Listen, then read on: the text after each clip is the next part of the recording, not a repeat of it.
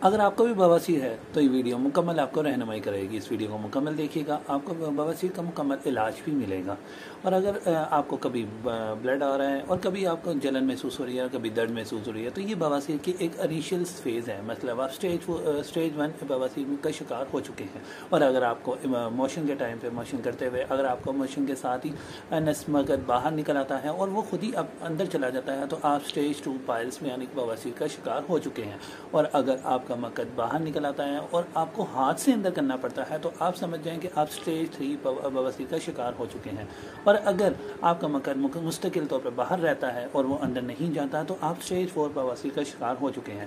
اب کیا اس کے علاج صرف سرجری ہی ہے؟ تو سرجری بالکل نہیں, اس کا علاج سرجری نہیں بلکہ سرجری ایک لاسٹ آپشن کے طور پہ ضرور موجود ہے. لیکن سرجری کے بعد بھی بہت سے مریض دوبارہ سے بواسیر کا شکار ہو جاتے ہیں. تو اس کا علاج کیا ہے؟ اس کا علاج بہترین ہومیوپیتھک کے طریقے سے کیا جا سکتا ہے. تو کیا ہومیوپیتھک کے ذریعے جو علاج کیا جاتا ہے اس کے ذریعے صرف علامات ختم کی جاتی ہیں, یا وہ مستقل علاج ہوتا ہے؟ بلکہ یہ مستقل علاج کے طور پہ ہی لیا جاتا ہے. یہ علاج کے ساتھ ساتھ اس مرض کو جو کہ مغز باہر نکل آتا ہے اس کو بھی ریورسل کے طور پہ لے کے جاتا ہے, اسی طرح سے جس طرح ہومیوپیتھک کا لا ہے. ہومیوپیتھک کا لا کیا ہے؟ ہیئرنگ لا آف کیور, جس کے متعلق علامات جس طرح آتی ہے اسی طرح سے وہ واپس بھی جاتی ہے. جس طرح پہلے آپ کو علامات آئی, علامات کے بعد میں مقد آپ کا باہر آنا شروع ہوا, تو پہلے آپ کی علامات ختم ہوں گی, تو اس کے بعد میں آہستہ آہستہ آپ کا ریورسل کے فیس میں چلا جائے گا.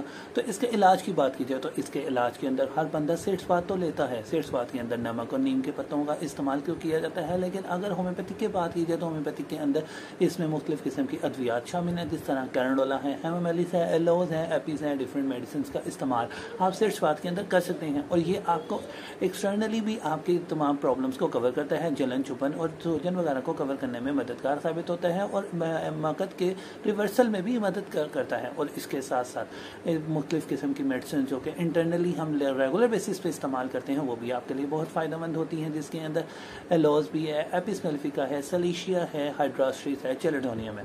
اب اگر بات کی جائے اس کی وجوہات کی, تو اس کی وجوہات کے اندر سب سے پہلے تو ہم لوگوں نے سنا ہے میدے کا ایک مسئلہ ہوتا ہے. میدا نو ڈاؤٹ ایک مسئلہ ہوتا ہے, قبض بھی ایک مسئلہ ہوتا ہے, لیکن لیور ایک جگر بہت بڑا رول پلے کرتا ہے, کیونکہ لیور بھی آپ کا بواسیر کوز کرنے میں ہیلپ فل ہوتا ہے. اور جہاں پر سٹول ڈسٹرب ہو جائے تو سمجھ جائیں کہ آپ کا لیور ڈسٹرب ہو رہا ہے.